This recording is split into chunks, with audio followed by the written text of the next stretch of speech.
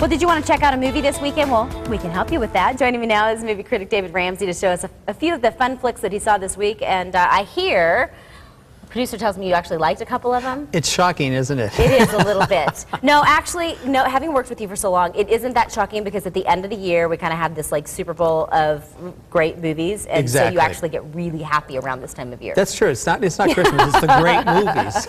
Let's start with Mission Impossible Ghost Protocol. Now, this is only at the IMAX for this weekend, and then next week it'll go everywhere else. Okay. But you want to see it on the IMAX screen anyway. It's absolutely wonderful. Tom Cruise is back as Ethan Hunt, and the IMF team is in massive, massive trouble. Com check. We're live. Target acquired.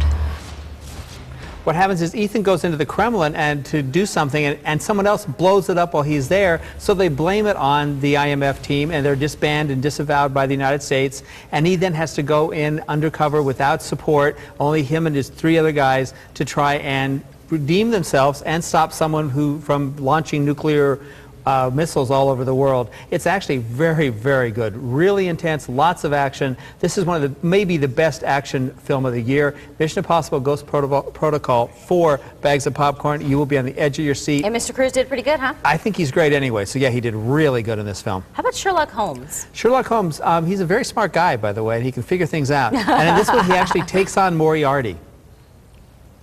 What are we up against here? The most formidable criminal mind in Europe. Professor James Moriarty.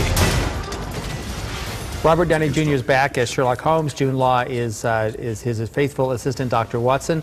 And this time they do come face to face with Dr. Moriarty. It's actually a very good film. It's not quite as good, in my opinion, as the first one, but if you like the first one, you will love this one. If you never saw the first one, you'll still like it.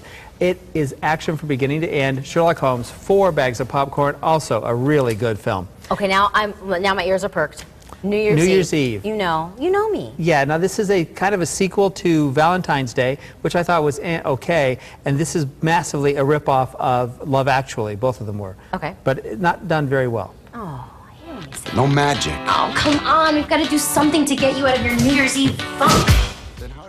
Huge, huge cast. I mean, there's so many stars in this cast. Because he always gets the big ones. Yeah, you did. I know his name, though. Gary Marshall? Gary Marshall, okay. Yes, thank you very much. I was going to say his sister was in Laverne and Shirley. But a million stars in this movie, and none of them do that well. The plot is just kind of boring, and it's just so much stuff at once you can't really follow it. So therefore, New Year's Eve, 2 bags of popcorn. I really think you should rent Love Actually instead. And then finally, let's go to The Sitter. Babysitting some kids by his mother. Mom, the phone's ringing! Noah, please get the phone! Mom, the phone's ringing. Do you hear it?